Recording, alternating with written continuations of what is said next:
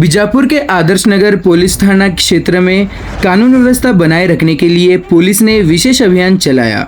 इस अभियान के दौरान सार्वजनिक स्थलों और खाली प्लॉट्स में बैठकर शराब पीने वाले लोगों के खिलाफ कार्रवाई की गई।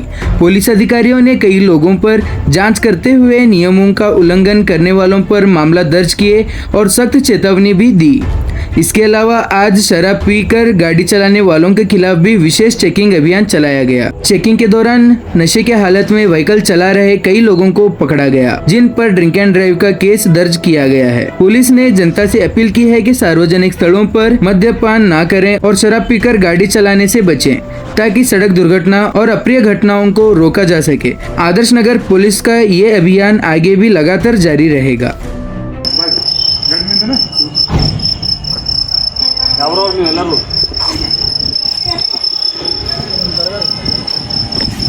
ಫಾರೆನ್ ರೆಸ್ಟೋರೆಂಟ್ ಅದು ಫಾರೆನ್ ಯಾವ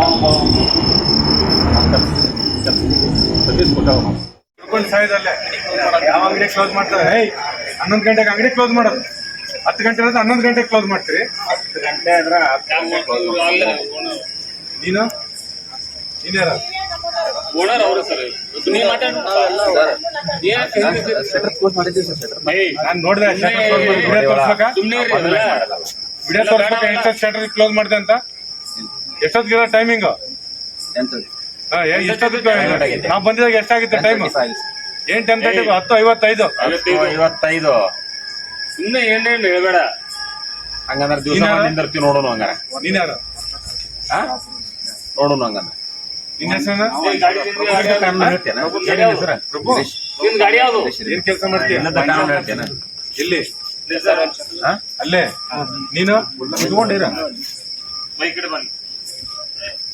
ನಿನ್ನ ಹೆಸರು ಅವನ ಡಿಟಿ ಮಾಡ್ಕೊರಿ. ನಿನ್ನ ಹೆಸರು ಅಲ್ಲೇನ್ ಮಾಡ್ತಾ ಇದ್ದೆ? ಬರೀ ಇದೇ ಉದ್ಯೋಗ ಮಾಡ್ಕೊಂಡು ಏನ್ ಕೆಲಸ ಮಾಡ್ತೀಯ?